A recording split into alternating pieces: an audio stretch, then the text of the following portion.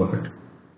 Now, so control statements, if you remember, right? We started saying that okay, whatever piece of code we normally write, each and every statement will be executed sequentially, right? Now, in that sequential execution, now definitely you may need to skip few few statements, right? Uh, Based on some conditions or based on whatever it is required. And similarly, you want to actually include some statements multiple times execution, some situations, right? So based on that, you have two different divisions. We have one conditional and two. So first, let's start with conditional. So now let's create a new project here. Let me create a new project. Let me call it as add new project. So console application. Let me call it as control statements sample. Right. I'm giving some project name. So I'm going to create multiple projects as of right. So right click on this control statements and let me call it a startup because I want this control statement as a startup one. Perfect. Now let me call it as console.readline. So here what we're gonna do. So let me take simple example first and then we'll start with the first one called if and else. Right? So let's say I have int I is equal to 10. Right? So let's say here I'm gonna print something called console.writeLine of I is equal to 10. I will say I'll say one more thing called I is greater than 10. So let's say these are the two statements I have, right? Now let's say at last I'm gonna print console.writeLine of I. Now you can see that this is how till now whatever we have done. This is the pattern how we have done. So when I run my program, what will happen? It will give you all. It says I is equal to 10. Let me just increase the font so that you can see this. I is equal to 10, I is greater than 10 and 10. Now here you can see the base intention here is not to execute each and every statement, definitely. Based on the value of I want to decide which statement to get executed. Right? Now this is one of the requirements that we can get that okay, I don't want to execute all statements provided, I want few. Now, so in that situation what we can do, we can go ahead with something called if and else. So let's see the simple syntax of it.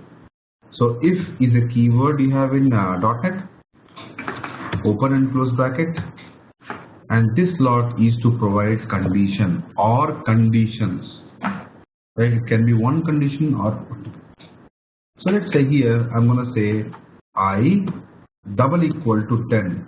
So single equal to is assignment. Anyways, when we come to in the next topic, when we actually move on with the operators, right, we'll understand more about operators.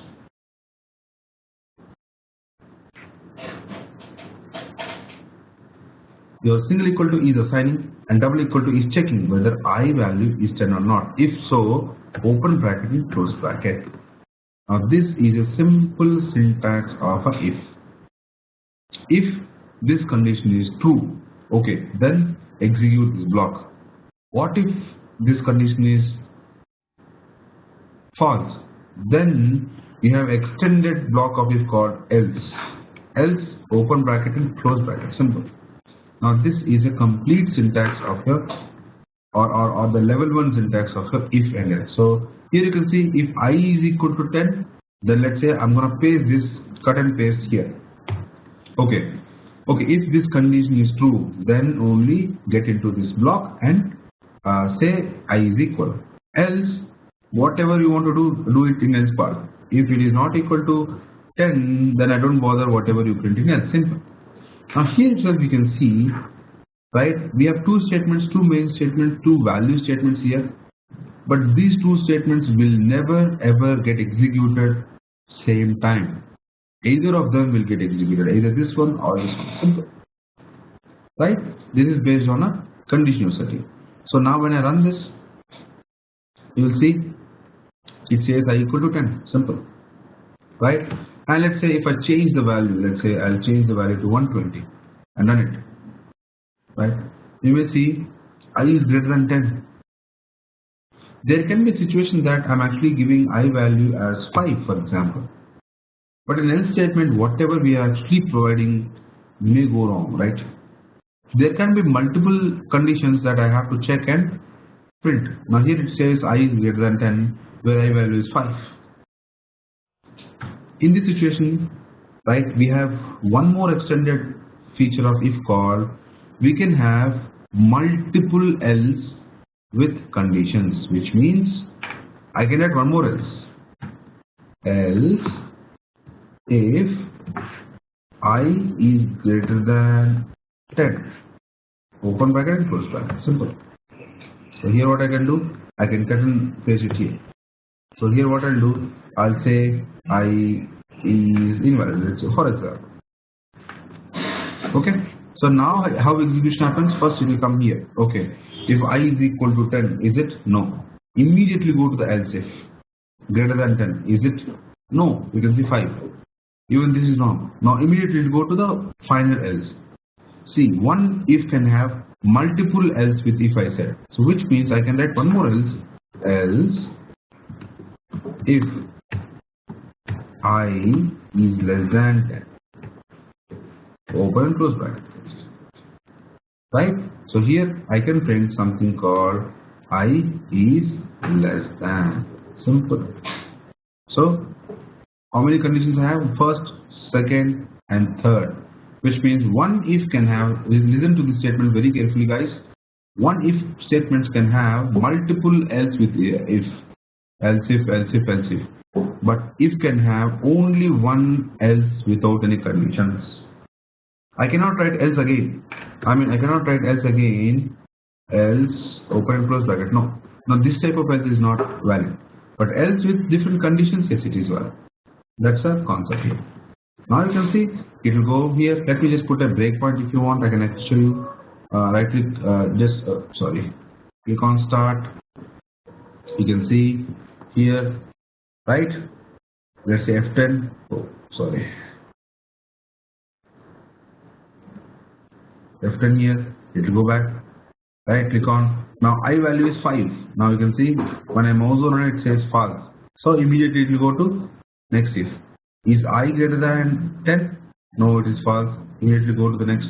Is I less than? Yes, true. It will go inside. Right till now you can see there is nothing printed here. Print this, and as soon as one of the if blocks is done, immediately it will come out of your execution. That's it. Any one block executed, that's it will come out. It will not execute multiple blocks of if. No. Whatever condition is met, it will execute that and it will come out. That's it. This is how the if works. And you can see this. Now this is how the if condition basically works. That's your if and else. Let's go to the next one, which is switch. Now this is a peculiar one here. Let me create a new class here. In my control statements, add a new class. Let me call it as switch sample. Right? In this class, let me create static void main of string array. Right? So here I'm going to say console dot read line. Right? Now this is my simple switch case ever. So let's see how the switch works. Now switch again is a control statement, right, which is used to execute a pair of statements which meet the. Here we don't have any kind of condition. Here we have a mapping or something called a value which can be checked or compared with the cases, and whatever case is matched, that case will be executed. For example, let's say I'm going to take int I is equal to maybe 5, and let's see, right, I want to print whether it is an even number or odd number. For a simple example, right? And I want to actually use the switch case. I don't want to calculate this by using divide by 2 and all, but I'll just use switch case. Let's see how to use. The syntax of switch is a keyword in here, and we are going to provide the mapping value. Now here I want to check for I. Okay, open bracket and close bracket. Now in switch we have multiple cases, as we have multiple else in if, right? Similarly you have multiple cases. First one case, let's say I'm going to take case 5 for example, and let's say print console dot write line of, let's say, odd number. And as soon as you're done with writing up all the statements you want to execute in case 5, yes, done. Similarly I'll go to case, let's say some other case, let's say for maybe case 8. Now this 5 is a mapping or matching value of this I. Okay, in case 8, let's say I'm going to say break, and here let's say I'm going to do even number kind of. Yes, I'll say this is your case 5 and case 8. Similarly, as we have else if passive kind of, and as in if condition you have one last else, right? Similarly here in our switch we have something called default break, and let's say here console dot write line of invalid value. Now this is a syntax of your switch. Now when I run my program, you will see, right, I value is an odd number because we get it. Similarly, if you can see, if I provide 8 here, run this, you will see even number, because the switch will immediately go. It will not check each and every case. As soon as you run it, the switch will immediately go to 8 and print. And when a break is nothing but a branching statement, as soon as you call break, it will come out of the current block. What is current block? Current block is switch. It will come out of this. Anyways, we're gonna see this break again in our loops in a good way. That's an even number.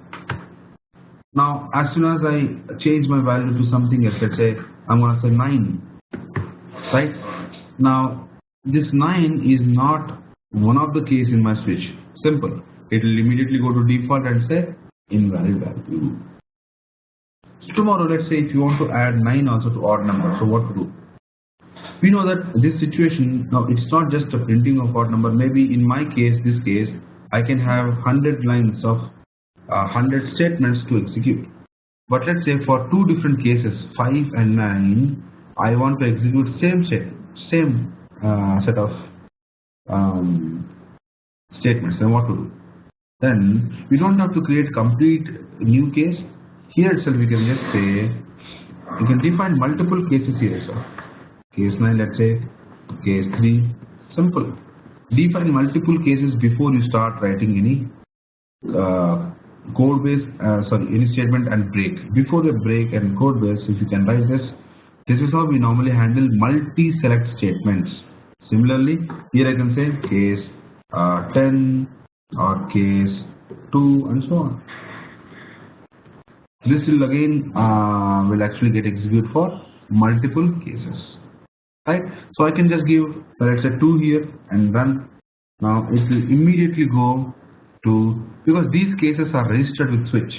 As soon as it enters into switch, it will get the value of I, map it. Okay, this case is mapping, and that's it. This will print out even number.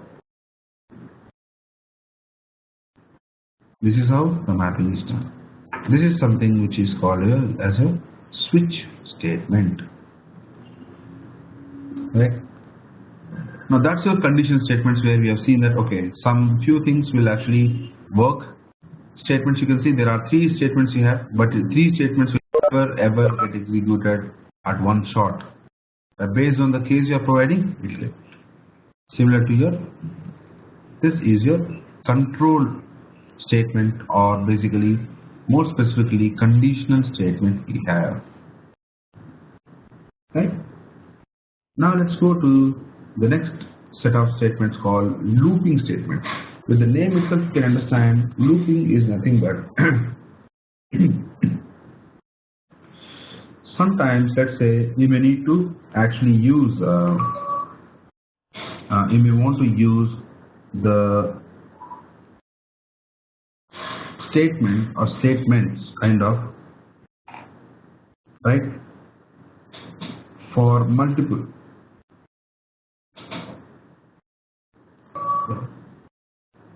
So here, okay, right? So now, first let's see a simple example where we may need a looping, and then we'll come back. So let's say add, let's say I'm going to say class, let's say I'm going to loop sample, right? So we're going to make static void main string array. You may have open close brackets, perfect, and say console.readline, right? So now let's say I want to print numbers from 1 to 10, for example. So what I can do, I can say console.writeLine of number, for example, 1, right? Now in this way, what I can do, I can actually go and print, right, multiple statements here, like 1 and a 2, right? I have a 3 and I have a 4 and I have a 5 and I have a 6 and so on. So this is something which also will give you a number, printing a number from 1 to 10, right? It will also meet our requirement what we are looking for. But the basic here is, now this is something which is not an optimized way of programming. So today we need 10, let's say tomorrow we need 1000, right? Done. When you have 1000, which means just to print these values you need 1000 lines of statement, which is not at all good to actually handle it, right? So that's a main catch here. So that is the main catch here, that we can't actually take it directly in this. In this situation, what to do? In this situation, you can see here one simple thing, that we are using the same statement. What is the statement common here? It's a print statement common, right? Where we are actually printing, something, and console.writeLine of number is something which is common here, right? So here, what we can do, we can actually go for a loop. Now let us see how to do that. Now let's take the first looping statement called for loop, right? So we have a for keyword, right? And in for we have 3 slots. The first slot is to define the iteration variable, right? Or we normally call it as an initialize block. I'll say int I is equal to 0, which means I want to start iteration from 0th iteration, or the value of iteration variable I is 0. And the second slot is to check the condition. What is the condition? Let's say I want to check whether I is less than, let's say I want to print 10 times, right? 10 number. So I'll check, okay, I should be less than 10. This is a condition. Every time, every iteration, I want to check whether the I value is less than 10, because I don't want to allow this loop to go into 11th or 12th or 13th iteration. That's the catch here. And then we'll be doing something called increment or decrement of the value. Anyways, we're going to start iteration with 0. If I don't increment, it will always stay in 0, right? So for every iteration, what I have to do, I have to say, okay, iteration value 1, 2, 3, 4, 5, and so on. So they can check. This is a for loop we have, where we are taking, right, loops till 10 iterations, and then we are going to do stuff. So let me remove this. We don't need it. Now here what I'm going to do, I'll say console. Now anyways, if you want it from 1, yeah, that's fine. I is equal to 1 till I less than or equal to 10. So let's say console.writeLine of just say number again, whatever you wanted to print, right? And print I. This will print the data, right, in the Perl format. So here you can see these things are important. Your initialize will always trigger only once. Your condition will always be checked for each and every iteration. So your initialize will happen only in first iteration, right? And your condition check will always happen in every iteration, and your increment will always start from second iteration. That's how it is. Because for the first iteration we know what is the value of I, but from second iteration it should increment, right? And immediately check the condition. That's how loop works. So when I run this, okay, what is problem?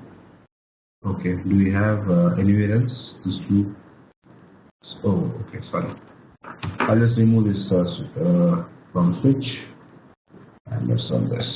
Now you can see number 1, 2, 3, 4, and so on and 10. This is a simple loop we have created where we are creating a value of 5 and then make it.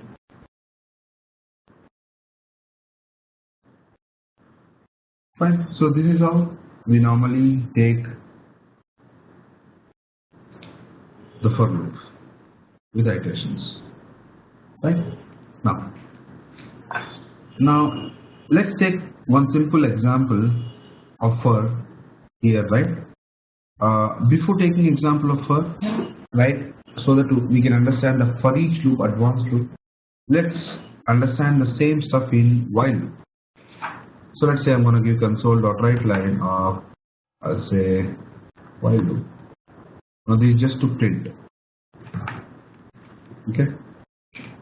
Now the syntax of while loop is you have a while. Here you'll have a condition. That's it. There is nothing like initialize, check, and all. It's just a condition. Let's say here I'm going to take integer some k is equal to 0, and you'll see I want this till k is less than 5. That's it. This is my condition. Till my value, some condition. I'm just taking an example here, saying okay, I'm taking a simple iteration variable called k, and I'm checking okay till the value is less than 5. Okay, go ahead and do the loops. Fine. So here what I'm going to do, I'll say console.writeLine of, I'll just print k, and I'll increment k plus plus here, so that every iteration k will be 0, and it will check k less than 5. Yes, it is true. Print k plus plus k plus plus. See, plus plus is nothing but an increment value, and it will increment the value of k by 1. It will always increment. Anyways, we'll learn the plus plus and minus minus and all in our operators, but plus plus will always increment the value of the variable you're using by 1. Always by 1. Okay. So that's your iteration. So whenever the loop is going on till k value comes to 5, it will be good when k plus plus makes the value of k 5. That's it. Because k less than 5, right, will always be false if k value is 5. That's it. The loop ends and it will come out. So when I run this program, you can see while loop will start from 0, 1, 2, 3, 4. As soon as k value becomes 5, right? K value becomes 5. That's it. 5 less than 5 is not true, right? That's it. It will come out of it. This is how while loop works. Similarly, on the same page, right, we have something called do while loop. Small difference here. See, for example, let's say if k value is, for example, 7, then what will happen? It will not even enter into while loop. Simple. See, when I run this, right, you can see in this while loop, right, whatever printed. After while loop, there is nothing. Why? When k value is 7, initially in while loop it will check whether k value is less than 5 or not. Now it is not. So immediately what it will do? It will not even enter into while. But if you take the same situation in do while, let's say do open bracket close bracket, and I'm going to say while, let's say k less than 5. I'm going to take the same condition and semicolon. This is a syntax of do while. Do in the sense, okay, do this operation and then check whether it is condition, which means one iteration is for sure. Let's say, for example, first I'm going to take k value as 0, and here I want to print console.writeLine of k and k plus plus, same code. Now when I run this, okay, everything is fine. It will run from 0, 1, 2, 3, 4, and as soon as k plus plus value becomes 5, it will check and it will come out. Perfect. Now what if I make the k value 7 again? Now when I make 7, we know that the 7 value of k is not less than 5, right? Which means this loop, this condition fails and it will not enter into loop. But here, what is the step here?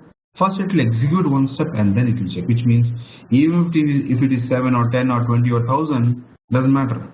It will first do one iteration and then it will check. Right? After doing one iteration, then only it will break. So now when I run it, right, you can see it will at least print 7. And as soon as k plus plus makes k value as 8, right, and then it will check anyways while 8 is less than 5, it fails and it will come out. That's how it works. That's the reason why you can see do while will make at least one iteration, whereas while loop will stop as soon as the condition is false. If it is false already, then it will not even enter into. That's it. This is now these are the loops which we have.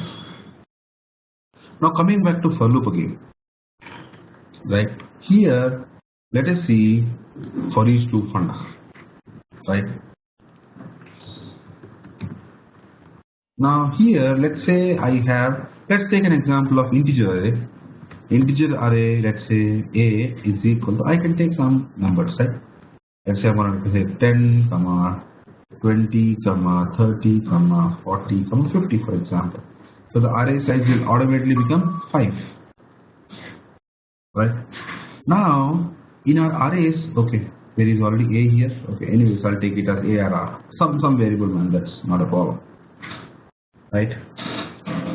So here, when we are actually working with arrays here, in our arrays class, if you remember, we have seen how to retrieve one by one value. Now here, as we are learning for loop, we'll see in one shot how to print all the values of array, right?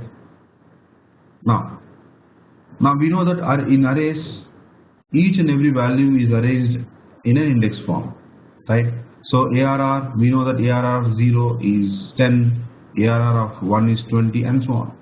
So I'll use the same fundamental and I'll create for loop.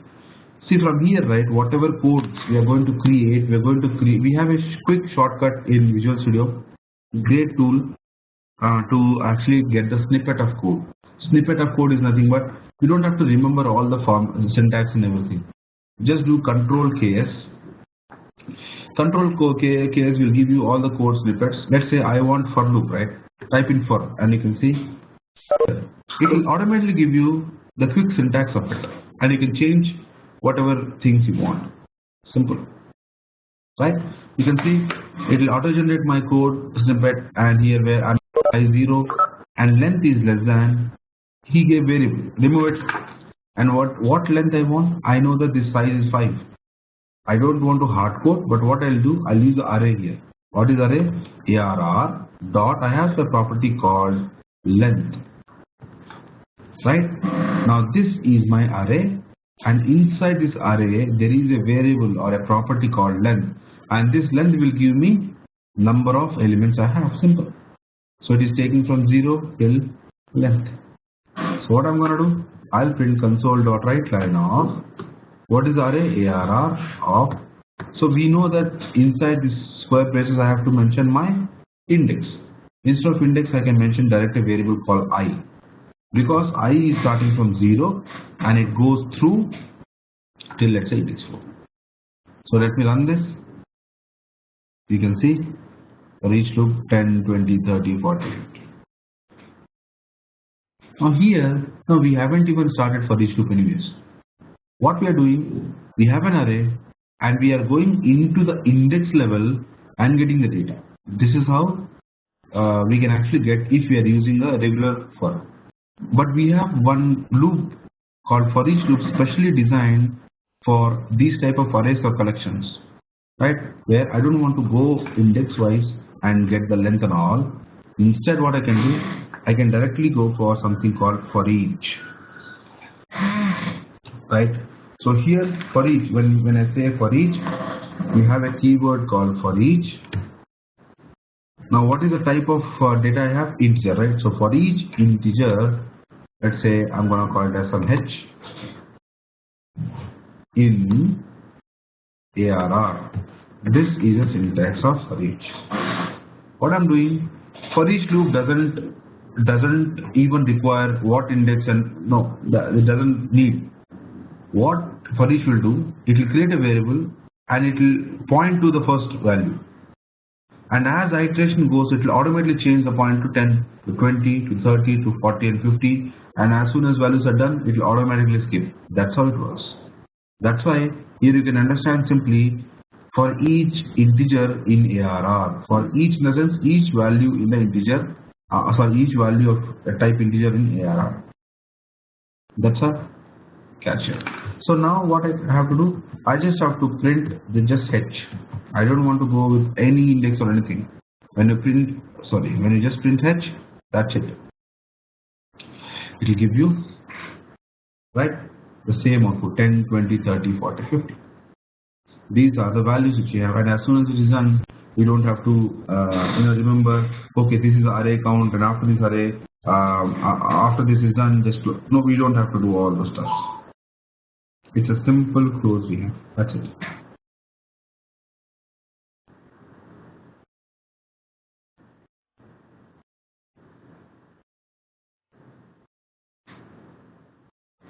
Fine. Now this is how we normally work with for each. Now this is something which is our loops we have. Therefore, for each, while, do while, loops, and condition statements here. Now in looping, we have one thing to see, right?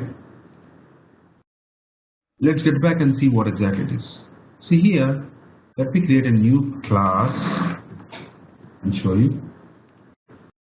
Let me show you how to create an infinite loops. Let me call it as infi loops sample. Here, let me create a static void main of string array. Sorry. Open close bracket and say console dot read line. Here, let's start with for loop. So we know that for loop, right, I need my iteration variable, I need my condition, and I need my increment or decrement. For example, let's say if you have iteration variable I, right, is equal to 0, and let's say I'm just skipping the condition, what will happen? So let's say I'm going to print console.writeLine of I. See, this is a simple use case I'm taking. I'm just skipping. Now it's not mandatory. See, you can see that even if I'm not giving it, right, it'll actually kind of take. Now my value will be 0 and I will be always incrementing, and I don't have anything to check, which means this loop will never end. When I run this program, see, it will not end. It will always increment each and every iteration that is true for this. Why? Because I'm not checking any condition. If I'm not checking any condition, which means every condition will be true here. Whatever will be the values will be true. Right? Similarly, let's say if I mention I less than, let's say 4, but I don't give increment something. Now when I write, what will happen? It is again an infinite loop. You can see the 0 will not solve. The I value will always be 0 because I'm not incrementing, and this will not go down because I value will never be less than 4. That's again infinite. So keeping this in mind, let's say if I remove everything here, I don't want anything. That's it. This is something which is called as your infinite loop using for loop. Let's say I'm going to take I outside and say I plus plus inside this loop and run. That's it. You can see. Now this is something how we can actually create an infinite loop of for loop.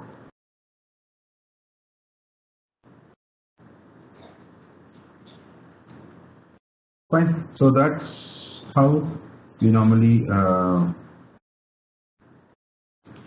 create a infinite loop out of your for loop.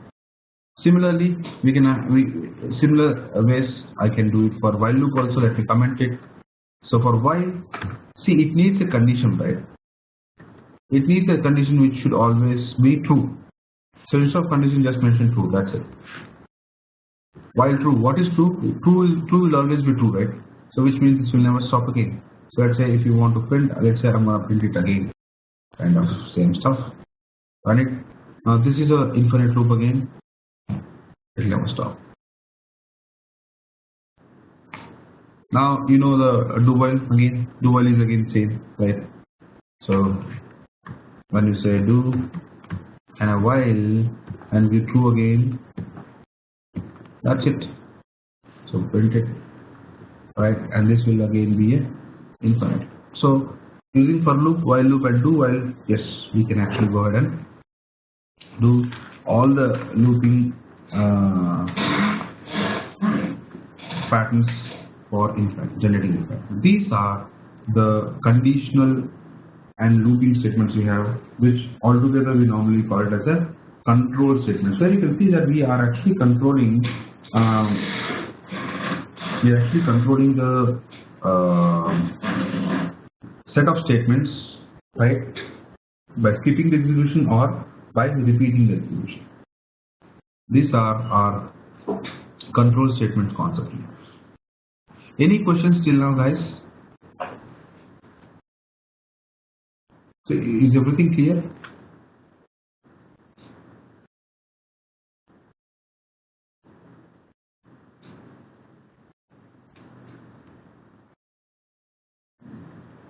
Okay, perfect. So good that things are clear. Now this is our control statement we have. So tomorrow we're going to start with operators. Very important topic, right? Called operators. Yes, someone was asking a question. Yes, Gopichan, please go ahead for each loop.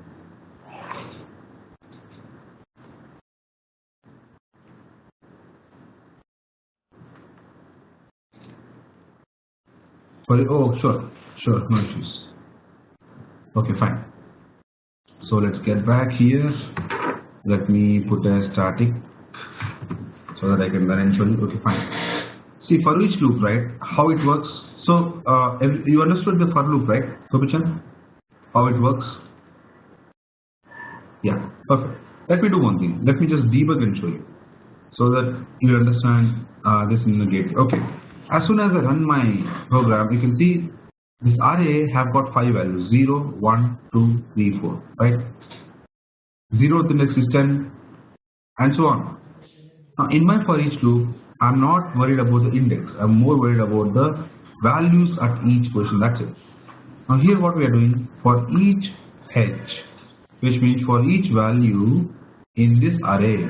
So when I move on, see, in my array, I'll take the first value. Now you can see the first value is 10, right? It will come in, it will print 10. And as soon as the iteration moves again, you can see again it will go to in h. What is the second value? 20. Automatically the pointer of h will move from 10 to 20. And it will come back and print h, which is 20. Similarly again it will go and it will now it is now in 20. When it moves to the next one, it will automatically go to 30, right? Similarly 40, similarly 50. Now as soon as 50 is done, then it will go in here, but after 50 there is nothing. That's it, it will come out of your loop. Okay, perfect. This is your for each loop. Good. Perfect. Good guys, so I hope you guys are following the classes. Please let me know if you want me to repeat anything. I'm more than happy if you want me to repeat. If you end of the day, I want every concept to be clear for you guys. That's the main motive. Okay, it's not all about completing topics. It's all about how much you're getting, how much understanding we are actually having together. Simple. Right? Okay then guys, on this note, let's call it a day. Let's meet up in tomorrow's class and I will start with operators.